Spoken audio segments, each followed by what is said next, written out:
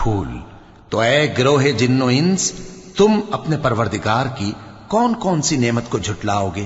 اسی نے انسان کو ٹھیکرے کی طرح کھن کھناتی مٹی سے بنایا اور جنات کو آگ کے شعلے سے پیدا کیا، تو تم اپنے پروردگار کی کون کون سی نعمت کو جھٹلاؤ گے؟ وہی دونوں مشرقوں اور دونوں مغربوں کا مالک ہے، تو تم اپنے پروردگار کی کون کون سی نعمت کو جھٹلاؤ گے؟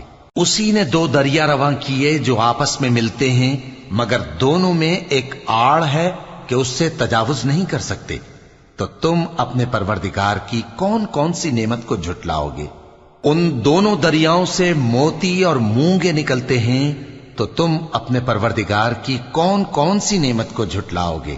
اور جہاز بھی اسی کے ہیں جو سمندر میں پہاڑوں کی طرح اونچے کھڑے ہوتے ہیں، تو تم اپنے پروردگار کی کون کون سی نعمت کو جھٹلاؤ گے؟ جو مخلوق